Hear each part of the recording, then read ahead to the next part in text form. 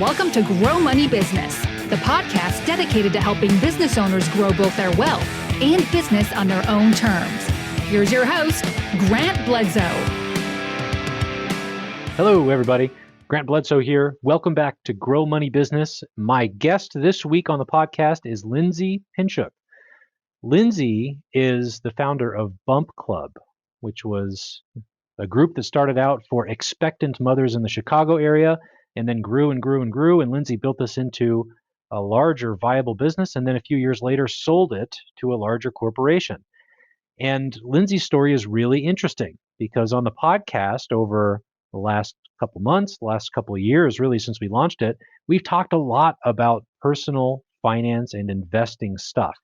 But at the end of the day, this is a podcast about personal finance for business owners and this entrepreneurial journey of taking a risk to launch a product or good or service in a business setting, taking in revenue, paying expenses, dealing with the financials, growing the business, and then packaging it up and selling it is really interesting to me and something that I would like to focus on more in upcoming episodes. So part of that is we're going to have some more people on the show as guests sharing their stories about what that was like for them. Lindsay is the first of such guests that I hope to have on over the next couple weeks and months. And we had a great discussion of what it was like for her and some advice she'd give herself along the way. I hope you enjoy it. Hey everybody, real quick before we jump into today's episode, I have been advised by my attorneys to remind you all that none of what you might hear in today or any other episode of Grow Money Business is financial, investing, tax, legal, fitness, or even relationship advice. It's content that you're free to use and deploy on your own terms. And before you take any actions on what we might cover in the show, I really encourage you to consult with your accountant, attorney, or financial planner. If you don't have a financial planner and think that you might need one, be sure to check out threeoakswealth.com to learn more about my firm's planning, advice, and investment services. Hello, Lindsay. Welcome to the podcast. Thanks for having me. It's good to be here. Yeah, I really appreciate you taking the time. And, you know, we had a couple minutes to chit chat here before the episode, before we started recording. But as you know, I'm a financial planner.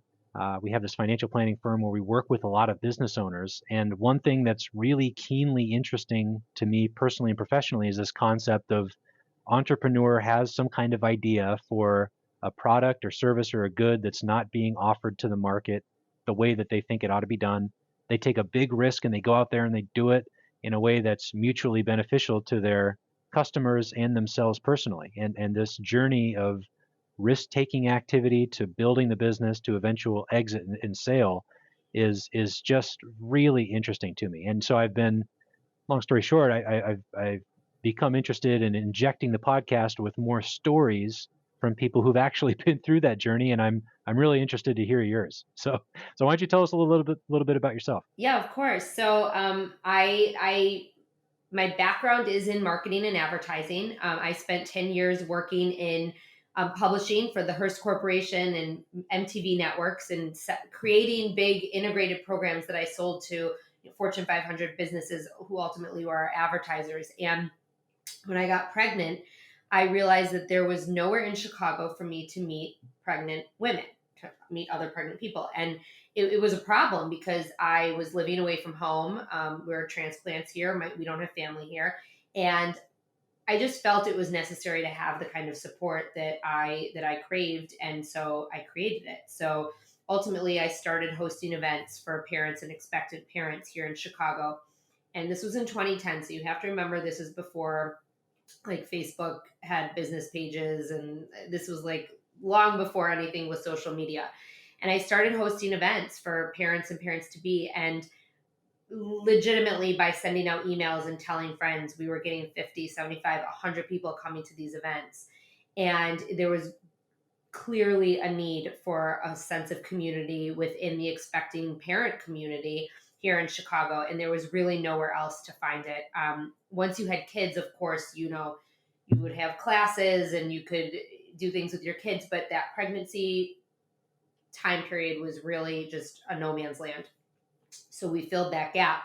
And like I said, our events filled up, people were coming. I ended up having my baby and I took a maternity leave. And during the maternity leave, I'm not really one to sit still. And she was an amazing baby. She slept a lot, which that was made up with my second one, who still doesn't sleep, and she's 8. So, They tend to balance each other out, yes. don't they? My first one, though, I would never have gotten my business off the ground if my second one came first. So I did a lot of work during my maternity leave on just really growing the business and exploring what was needed for this community. And a lot of the people, the women who were coming to our events here in Chicago, started asking me, well, what are you going to do for moms? Like, we don't want to give up coming to Bump Club. We love coming to Bump Club. So then we started hosting events for moms. And I ended up going back to work after my maternity leave. And the goal originally was to try to work and to do this on the side and to be a mom. And I had a boss who was not so accepting of my side hustle, which it really wasn't her business. But in the end of the day, she was making my life miserable during my day job. And I decided that we were going to take the risk. My business really, really exploded during my maternity leave. I had a lot of time to devote to it. I was showing up every day and sharing my thoughts online as a parent, and really genuinely and authentically, and it resonated with people. And brands were starting to approach me. I was starting to approach brands to sponsor things, and they were accepting, and it was starting to generate some revenue. And originally, when we decided to make me and my husband, because this was a joint decision, decided to make this choice for me to not stay home, but pursue my business, we had a couple of financial goals in mind. I mean, really and truly, it was to cover the cost of our childcare. And then the personal goal was to be around more for my child. And, I have to preface by saying I gave up a 6-figure salary and a really nice job, but I also traveled a lot. I was away from home every single day, and I would not have been able to spend much time with my child. So there were a lot of trade-offs involved in this decision. And once I ended up leaving and starting this full time, I had a part-time nanny, and I literally would grind myself during the time that I had her. I never ate lunch with anyone. I never did anything personal. I used that time to grow my business. And once we saw it taking off and we surpassed that original financial goal of paying the nanny, I realized we were onto something. And I also always said to myself, like, if I ever don't want to do this, I'll just go back to finding a job in publishing. So, that's kind of how this started. And we started working with more brands, and then I ended up hiring people, and then I ended up having people approach me to expand.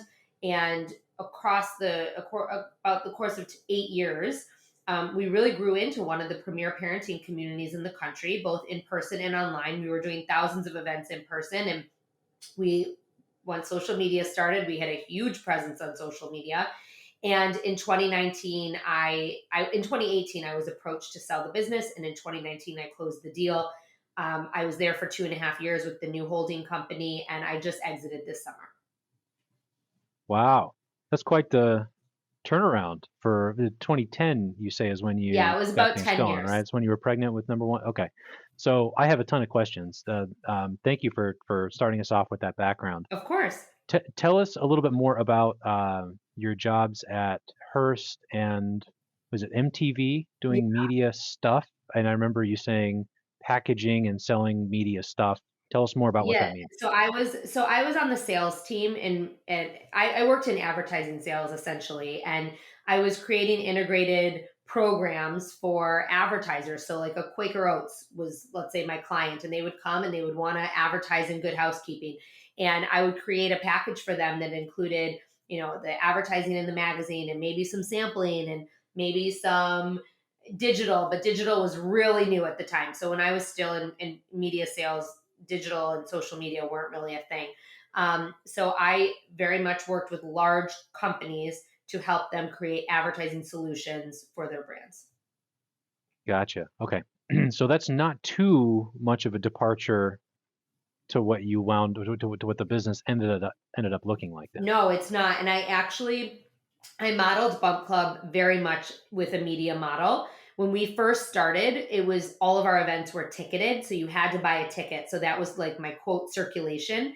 And then my advertising were the sponsors that paid to be involved. And you have to remember too, with this audience of expectant parents, especially, and then parents eventually, you really only have brands really only have a short window of time to capture them. And I had thousands of expectant parents who were hanging on my every word. And it was really enticing to brands in the baby space. Yeah, that makes a lot of sense. So when you yourself got pregnant, there's no group in Chicago that was focused on getting together with expectant mothers. And it Nothing. sounds like the genesis was just, you wanted to build some kind of community of people who are going through the same situation. Did you have any thoughts of monetizing that prior to setting up the first get together? Not before the first get together. I figured eventually we would maybe charge a ticket fee to come to a dinner, or maybe we would be able to get sponsors. Initially, it was really for myself. I wanted to see who was pregnant in the community. I needed to connect with other people. The irony of the situation is I have a fifth grade girl and all of my friends have fifth graders too. I was just first. So it was awesome because all my friends got pregnant during my first year of Bump Club, and they came and then they would tell people they knew. And it was such an amazing word of mouth machine because no one was doing this. And everyone just really relished in their time together as an expectant community. And we really leaned on each other. I would say there's probably a group of about 100 to 200 women who came really in the early days of Bump Club. We all still connect on social media. A lot of people have moved away, but I do see a lot of them still. I have friends that I made through Bump Club. So it was really interesting. But no, to answer your question, I didn't have a plan. I'll be very honest. Like, I did not have a plan. And it was really not until, I would say, after the first two events, people were like, well, what's next? What's next? And I knew, as someone who was pregnant, I wanted to have someone come talk about lactation or baby sleep. And so that's when we started hosting dinners. And with that came my costs. And so I had to charge a fee for people to attend. So when people started paying to come and I was getting 50, 75, 100 people, like I couldn't even find a place that was big enough at first for us to host these dinners. Then I had a couple of brands that reached out to me and heard, like, just the baby space is a really small space. And they heard through the grapevine what I was doing and how could they get involved. And I legitimately just started putting together sponsorship packages. I was picking numbers out of the sky. I really had no plan in place, and when I saw that brands were willing to pay, then I upped the fee. And then when we started doing things online, I started adding digital components. And, eventually I had a sales team a few years into it that helped me with all of that stuff. But, we really worked with every brand in the baby space. Wow. So first couple of get-togethers, you're just getting expectant mothers together to build some kind of community. And then you get enough people coming to where, hey, wouldn't it be cool to have a lactation or a sleep expert come in, or maybe like a pediatrician, to just enlighten the whole group? And hey, if everybody chips in $10 a head, we can, incentivize people to get actually good speakers. Well, so it ended up being $50 a head. Okay. And what ended up happening was, just through my background and my partnerships and sales and whatnot, I was reaching out to brands for gift bags, like to be included in gift bags. And I was getting so much stuff sent to me because all of these baby brands have huge sample budgets because that's how they market. And we were putting together these gift bags that were worth $100, $150. Like, they would be with like full size stuff. You'd get like a swaddle blanket, a pacifier, a bottle. Everyone wanted their products in the hands of these women, because you also have to remember, these were women in downtown Chicago. They were professionals. They were affluent. They had disposable income. They were ripe for the taking for these brands. And so people would come and they would pay $50. They would get the speaker. They would get a full dinner at a really great restaurant. And then they would get this gift bag. And I will say, if you Google Bump Club and Beyond gift bags, there are many unbagging videos on YouTube from over the course of the years at our events. It's wild. And we became known for it because we were doing events across the country. By the time the pandemic hit, we were doing events in 30 something cities.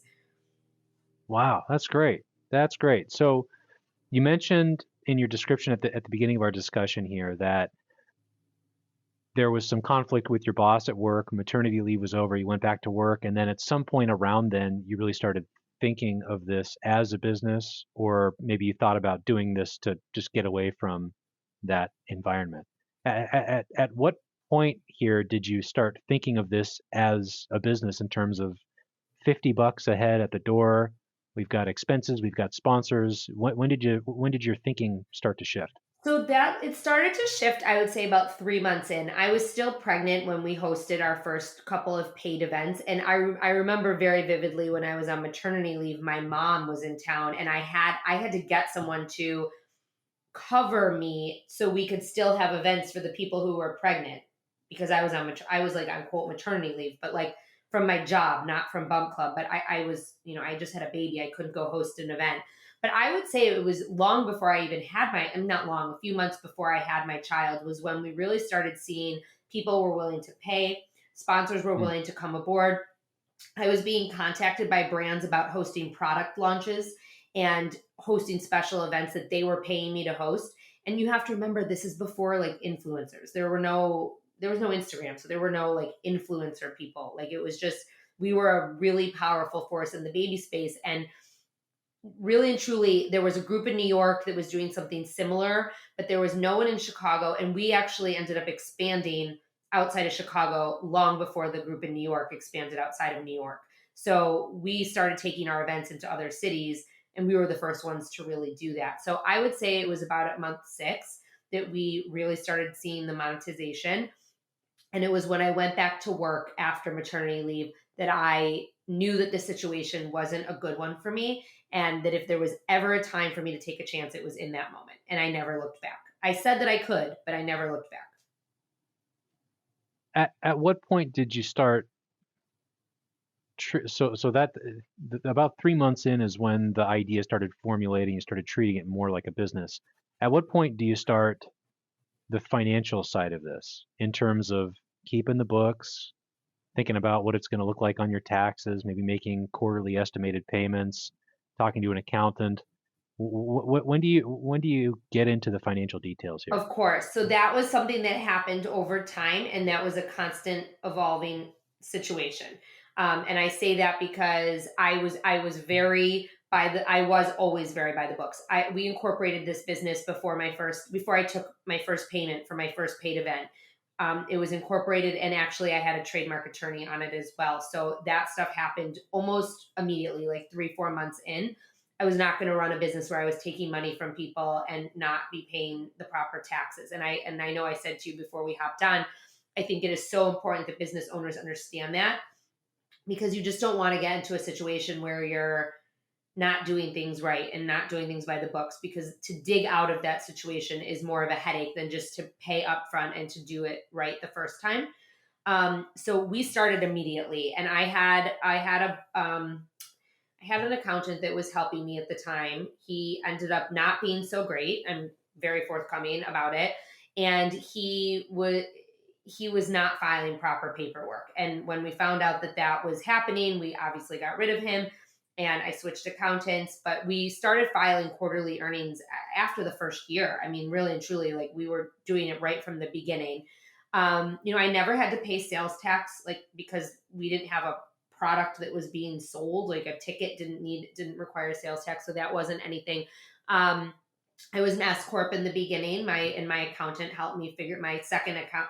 My first accountant, the bad accountant, was the one who actually incorporated me. And then when I got my second accountant, he found me someone to help me with the books, to really help set up a good process for invoicing and payables and receivables. Because honestly, and I told you this too, I am not a financial person. I've never claimed to be one. Money scares me. Numbers scare me. And I had just a horrible like ad hoc system, which I know a lot of entrepreneurs do. And I had a receipt or an invoice template. I would send it out. I'd get a check. I'd deposit it. And we kind of would just keep track in an Excel sheet. Don't do that. Okay. I'm just saying, like, to anyone listening, don't do that. Because that's where everybody starts out, though. That's where everybody starts out. Yes, but it's a mess. I wholeheartly concur. It's a mess to clean up. So I ended up, my accountant, his son is married to my best friend, and his son helped me with the books and helped me straighten things out and got me set up in QuickBooks. And then I had a bookkeeper who helped me with all of the invoicing, payables, receivables, and worked with my accountant to make sure he had everything for the quarterly earnings and that we were paying everything properly.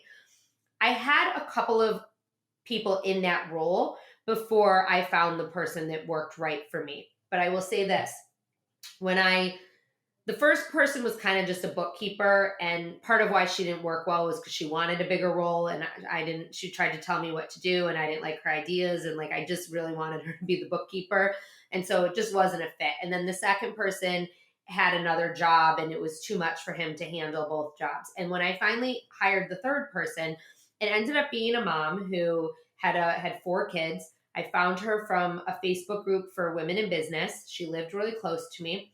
She had her own company, and she was a CFO, a part-time CFO for multiple companies like me, who, I didn't have $250,000 to pay someone a salary to be my CFO. And I paid her hourly. She handled all of the invoicing, all of the receivables, the payables, the taxes. She worked with my accountant. And then she also ended up helping me with my sale. But it really wasn't until she came on and we started taking a good hard look at the finances that I saw my business really escalating, if that makes sense. I mean, we grew continuously year over year over year. I mean, by the time she came on, I think we were billing out about $1.5 million a year.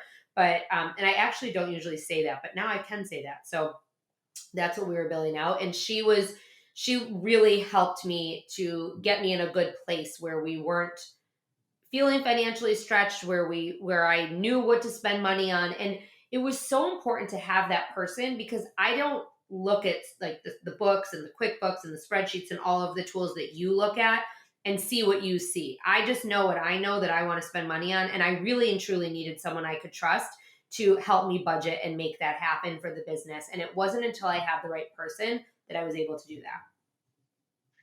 Yeah, that's a really good point. And I think it might be beneficial to our listeners here just to list out a couple of the basic first steps. If you're going to take a path like you have taken yourself, who do you get on your team on day one? If you're going to do it over again, who are the people you're reaching out to for help to set up the corporation, to do the tax stuff?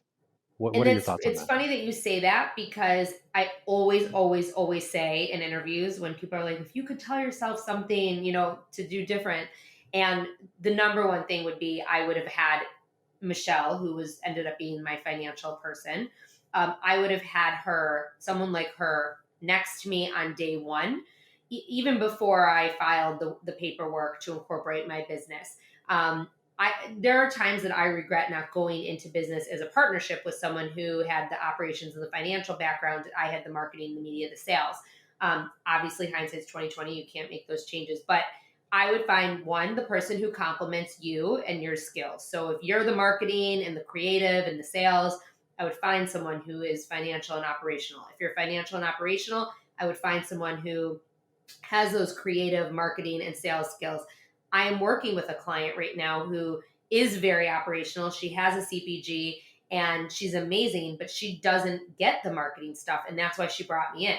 So you really need that person to complement whoever's going to complement your skill set. I think is very important. I also think having an accountant or financial planner, someone who can look at your taxes and say, this is how I would file your business. That I would say you are an LLC, or you should be an S Corp, or what. And a lot of people don't even know what those terms mean. So someone who can actually break it down for you, show you the benefits of whatever way you decide to pursue. I think that's really important. And then also someone, who can work with you to make sure that you're filing the proper payroll tax. I still don't know what payroll taxes are. I really and truly, and I'm not trying to be funny. It's just,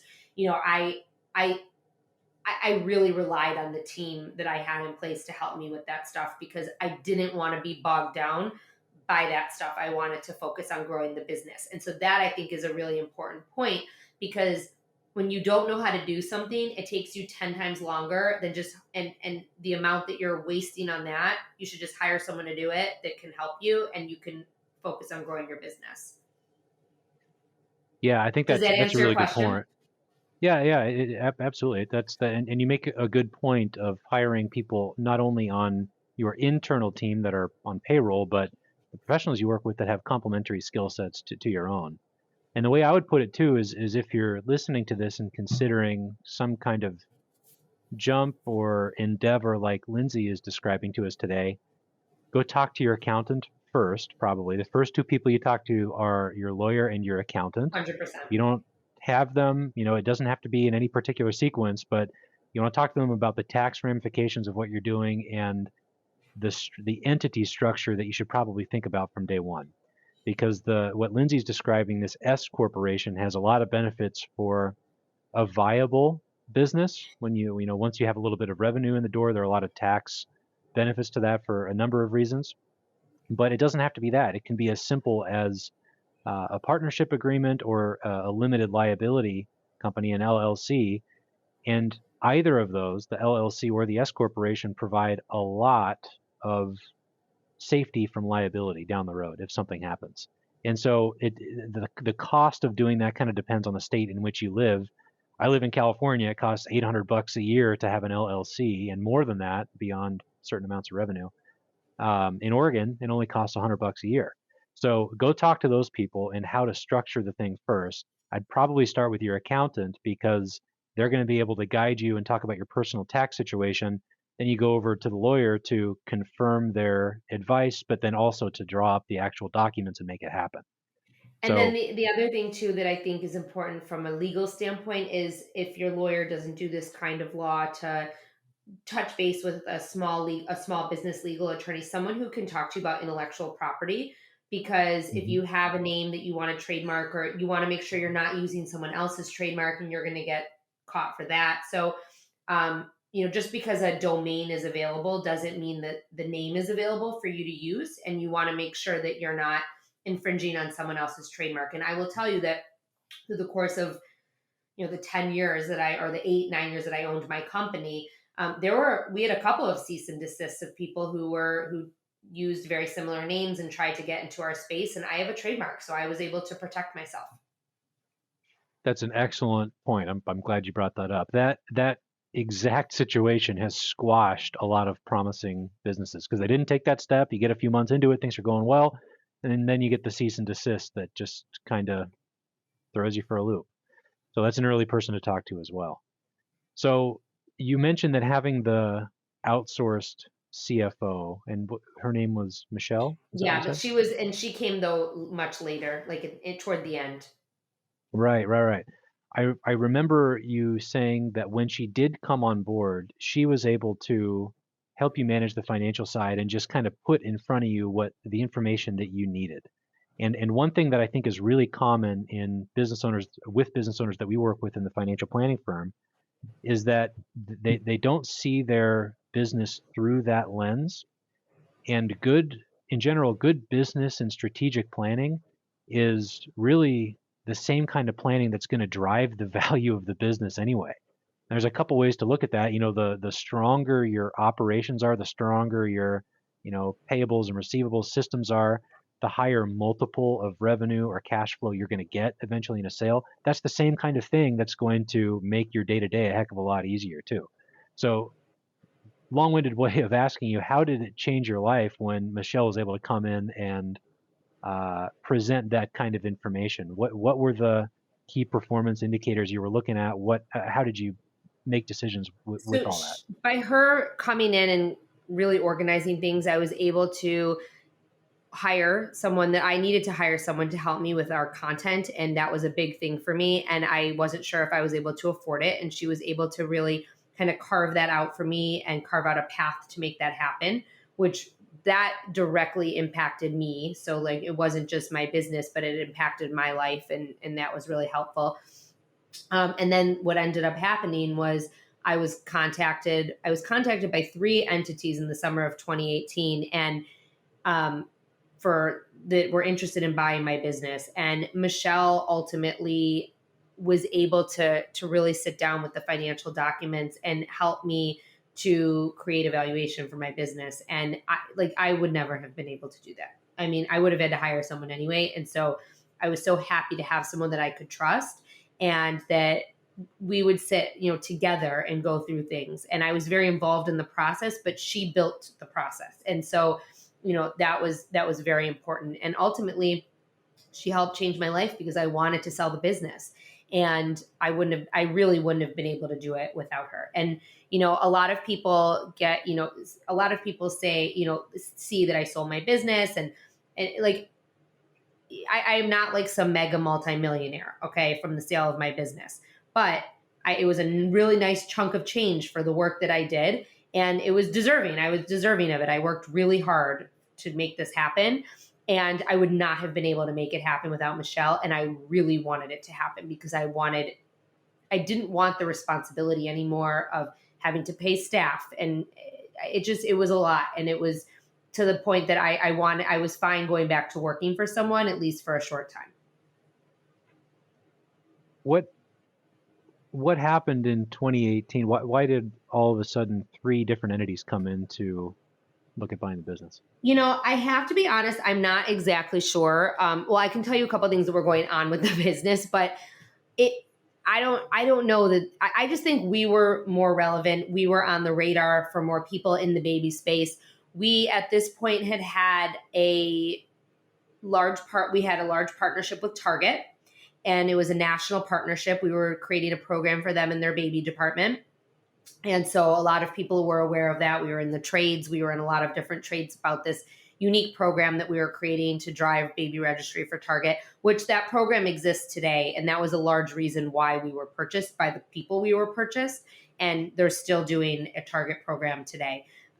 It's much bigger than it was when it was just Bump Club and it was just me. But that was a big thing. We had a big partnership with Nordstrom. Nordstrom started carrying baby products like gear, strollers, and car seats. And they called me and they asked me if we would create a program for them that could be a tangible in-store event. And then we could promote it to our audience and drive people to it.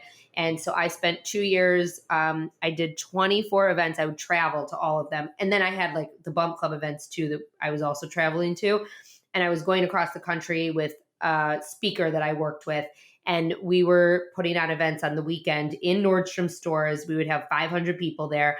And it was a really big program. And so I think a lot of people were taking note of what we were doing for retailers.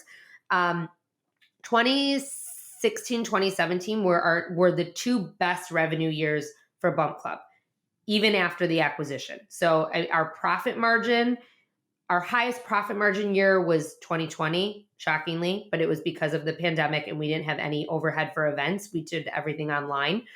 But from a revenue standpoint, we generated the most revenue under my leadership in 2016 and 2017. And it really had to do with these programs we were doing with Nordstrom, with Target, with The Honest Company hired us to do a big execution. I became a spokesperson for Huggies at one point. I think, though, that was a little bit earlier on. And we were really just working with a ton of brands in the space. And so in 2018, when these 3 entities approached me, it was all on LinkedIn, which still to this day blows my mind because there are a lot of times I don't even answer things on LinkedIn. And even the note that I was sent about that I ended up going with that company, I still don't even believe that I answered this email, but I did. And I'm glad I did, and so that's just a little lesson that you should make sure you're checking your LinkedIn because you never know what's in your inbox. But I do. And they approached me really and truly for our relationship with Target. Gotcha. Interesting. Yeah, that's a good comment. Although you do have to suss through the dozens and dozens of spam. I don't know about you. I get so much spam. So much spam on LinkedIn. So tell us about the sale. How did that go? You have 3 people around the same time frame who are expressing interest through LinkedIn of all places toward buying the business. What did that process go like? Yeah, so it was funny because when Michelle came on, one of the first things I said to her was, I eventually want to sell this business. And she knew it was on my radar and she knew we were going to prepare for it. I don't think that she realized, and neither did I, that so soon we were going to be entering these conversations because we had plans to kind of prepare some stuff, prepare a deck, prepare a document, and start shopping it around. And we had a list of kind of key players that we were going to shop it to. We didn't think that it was going to be the reverse. So when we were approached, we all of a sudden had to like get everything in order because we wanted to capitalize on these opportunities. So I knew that I wanted, I had an idea of like the type of sale I wanted. I really wanted to be a part of the sale. I did not want to just sell my business and exit. At this point, I still do, but at this point, I very much wanted to be involved in the mission and continuing the mission. But I just felt I needed more resources, and that was why I wanted to sell it. So when you look at the three entities that reached out to me, the first one right away I knew wasn't a fit, and so it was easy to weed them out. It wasn't the right opportunity. The second one was a large media company in the parenting space. I was very intrigued by their name because they had a really big name in the space. What I wasn't intrigued by was it was run by men. Nothing against you, but I just felt like I had a friend who had dealt with them in business, and it just didn't feel like the right move for my brand. I built a brand so that women could still work and work flexibly and not be working 22 hours a day. And they ended up wanting to dissolve my brand and hire me. And they wanted me to do for them what I had done for Bump Club. And I was not interested in that. I very much wanted to keep my brand intact. It was a well-known brand. It is still a well-known brand in the baby space. And so we had a meeting set up. I was supposed to go to New York. And when we reached this conclusion, they wouldn't sign my non-disclosure, or they wouldn't sign like any of my non-compete stuff.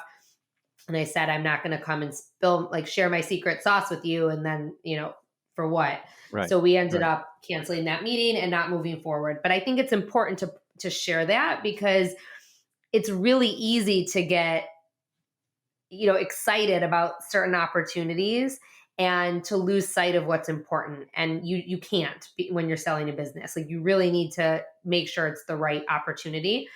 And the last opportunity was very intriguing to me because they wanted me, they wanted my brand, and they wanted my team.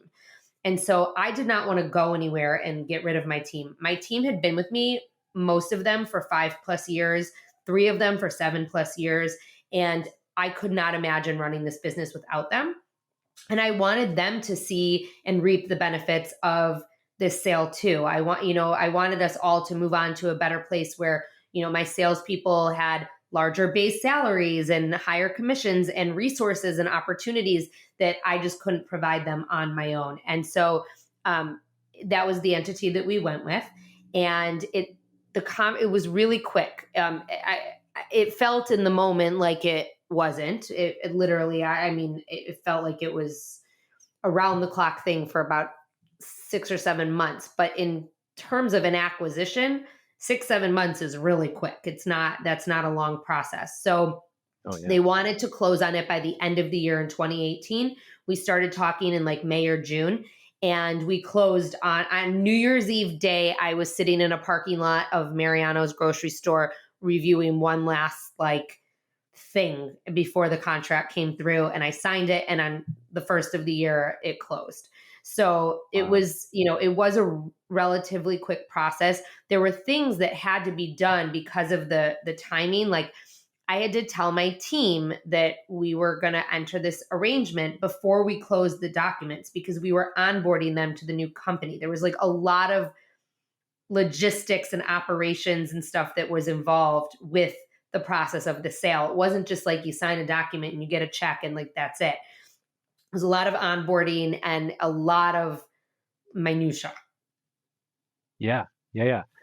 The thing that surprises a lot of, it's easy to open for any size business. Open the Wall Street Journal and then read about these huge mega deals and huge dollar amounts being thrown around for the purchase and divestiture of various businesses, and jump to the conclusion that the dollar amount is the driving factor in the deal. And if your story illustrates anything, it's that the actual dollar amount, how much did this entity purchase your business for, is 20% maybe of what's actually going on, right? It's all the qualitative stuff that really matters and makes or breaks these deals. The fact that you had 1 out of 3 of these suitors want to retain you and your brand and the team, it just made it it sounds like such an easy decision to focus your attention there and dismiss the other two first. And then on top of that, you've got all these downstream logistics to get you between letter of intent at the beginning of this Yes. discussion to actual close. And that, I mean, that is a really short period of time for one of these things. Doing it in 6 or 7 months, that's incredible. And So it was stressful. I mean, and it was also stressful because I couldn't really talk about it and my team didn't know. So that was the other thing too. I'm very close with my team still, and they didn't know what was going on. None of them knew. And so that was a little bit stressful as well. The other thing too that I think is really important to point out is that my business and my sale, it was a purchase of assets. I mean, I didn't have tangibles. I didn't have property. I didn't have merchandise. I didn't have those things. I mean, they were purchasing an intangible asset. They were purchasing my brand name, my logo, my relationships. And that's ultimately why they wanted me to come over, because me and my team had those relationships. So, part of the deal was also, me and my team coming over and becoming employees, and our salaries, and negotiating what that looked like when we became a part. So it was like, people always ask me about it. And I say it's very different than like, Bonobo selling to Walmart. Like that's a very different type of sale than, for a lot of reasons, obviously, but they had, a product, and we did not. yeah, absolutely. And in general, I mean, that's acquirers, buying businesses generally want asset sales. Sellers generally want stock sales because you get better tax write-offs, and you get out from under any potential liability and all that stuff. But there are a lot of circumstances where it just makes a heck of a lot of sense for a seller such as yourself to move forward with an asset sale. And if you align on those reasons, it makes the rest of the deal go a heck of a lot smoother. I mean, and the other thing too is, when they bought me, there's no guarantee, right? So like I said, they were buying the assets and they were buying my relationships, but there was no guarantee that we were going to continue to produce the same amount of revenue when we went over to the new company. I mean, you know what I mean? It was a hypothetical. You're buying what could happen. You're buying history. You're buying, it's a very different type of situation than buying a product. That's right. Yeah. That's a good point. Now, if you were giving advice to yourself back in like 2018 when this process first started, so the business is established, it's growing quite well, you're attracting interest in your region and around the country, what kind of advice would you give yourself prior to going through the sale process? It's really hard for me to say because I know it's hard for me to say right now, to be honest, to answer this question. To answer this question honestly is very tough at the moment because I'm bound by some contracts. So, Sure. I think that one of the biggest things that I would have done is I have no regrets, and I say that like sincerely. We would have gone out of business during the pandemic had we not sold. And to see that my company is still in play and people are still benefiting from it makes me so happy. And I hope that it stays that way. I don't think I rushed into anything because at the end of the day, I really needed to get out of this situation. I needed to not be working the way that I was working for my own self. I don't know. Maybe I would have looked into a couple of other entities proactively before moving forward with this. I'm not sure. And I probably can answer this question better in about a year and a half. Okay. We'll have you back on and ask you the Okay. question again then. I'll be happy to.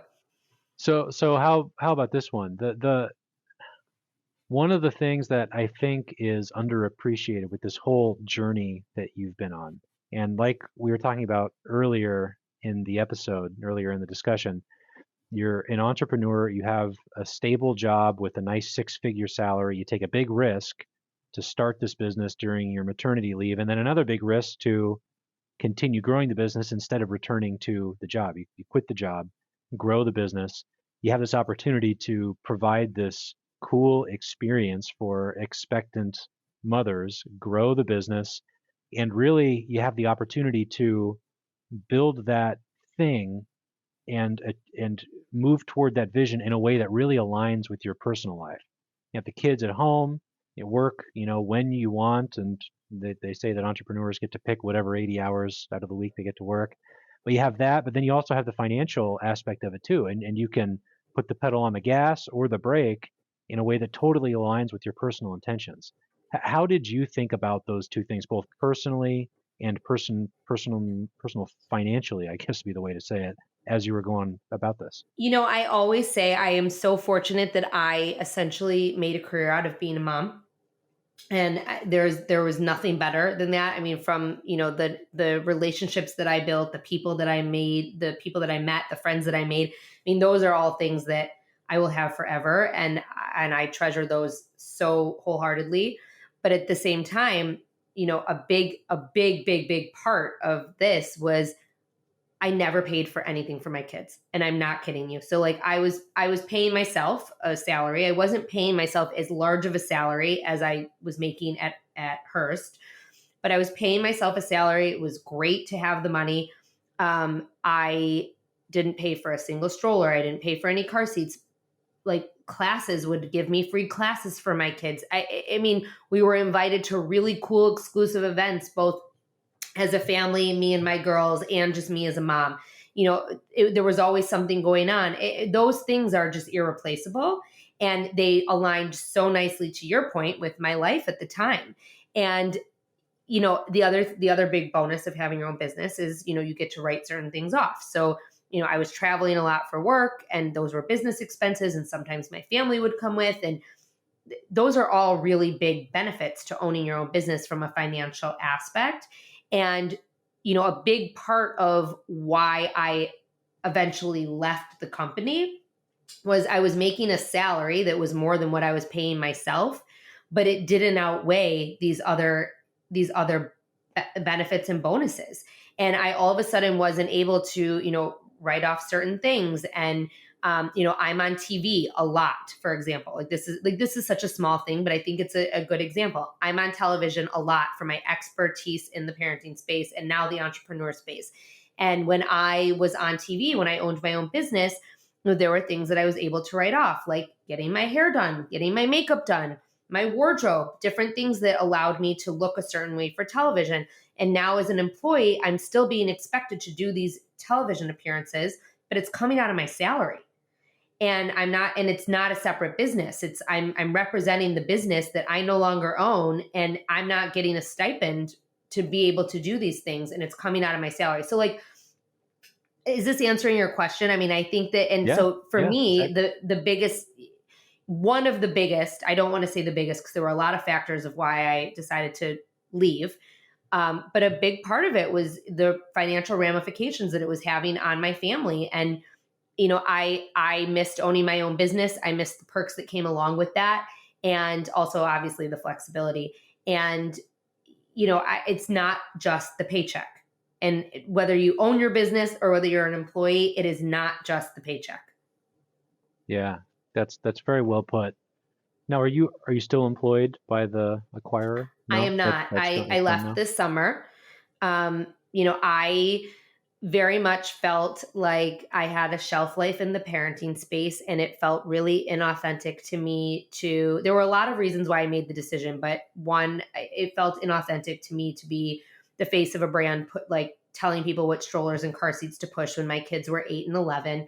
And I kind of just felt like I was beyond that at that point. And I really missed the connection with the audience that I had initially, which, I was in their demographic, and I really thrived on that. At the same time, I was getting a lot of opportunities presented to me and questions by female founders and entrepreneurs. And that I felt like was my calling. I felt like I had a lot to offer to other people in that community. And that is more of a community that I identify with now. And so when I left, I actually consulted for Bump Club for about 6 weeks. And during that time, I was getting my website set up, and I was very lucky. I put out an email that I was going to be taking on clients, and I now have 5 clients that I'm helping female founders in various regards. One of them I'm helping build their whole brand. One of them I'm helping with social media strategy. One of them I'm helping build their community. So, and to me, that's really exciting. And I feel that initial passion that I felt when I was helping moms, when I was in it as a mom, I'm feeling that I'm being lit up inside again to help others to hopefully find the same success that I did and start and nurture and grow and maybe one day sell their own businesses. So, there were a lot of reasons. There's always a lot of reasons for an exit. But it was time. It was time. It's crazy how these, it's funny how these insane paths kind of lead you toward what you're really passionate about in one way or another. You've had like 2 very opposite ends of the spectrum, working for the employer Hearst, MTV, then being totally on your own, then working for the larger corporation again as an extension of your business experience. And it was a very big company. It was a very big company who bought me. It was bigger than Hearst, and it was very corporate. It was the most corporate experience I've ever had. And that the bifurcation, those 2 polar opposites, I'm sure it gave you a lot of experience and context to be able to figure out precisely what the next step was after you had the opportunity to step away, right? Without a doubt. I mean, I have said so many times in the last 3 months, because it's been about 3 months, that I am forever passionate about Bump Club. I am forever indebted to my experiences through Bump Club. But I truly believe that Bump Club and that experience and everything that came along with it set me up for this. And I think that this is what I'm meant to do. I know I was always meant to be a connector and a facilitator and help people with resources. I've always done that my whole life. And I did that for moms, but now to be able to do that for other women who want to be successful, Bump Club really set the stage and gave me the example for being able to do this in a very powerful way.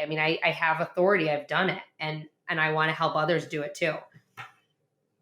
So what kind of advice do you have for entrepreneurs out there now after this journey? Oh, so many, so much. I talk a lot about it on my Instagram. So really and truly, you should follow me on Instagram because I'm always giving advice to entrepreneurs. But I really and truly say just go for it. I don't say go for it, half-ass, but it's never going to be the perfect time.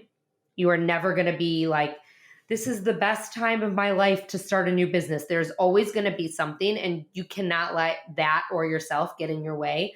If you have something you're passionate about and you really want to give it a try, give it a try.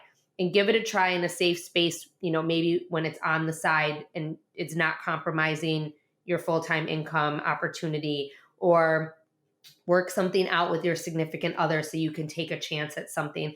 I always knew I could go back to my old job if it didn't work out. So you have to try. If you don't try, you're never going to know. That's a great message to end on, I would say, Lindsay. This has been a wonderful discussion. I want to be respectful of your time, but thank you again for joining us. This was a great story of an entrepreneur's journey, and there were so many nuggets of really useful wisdom I took away from it. So thanks again. Thank you so much for having me.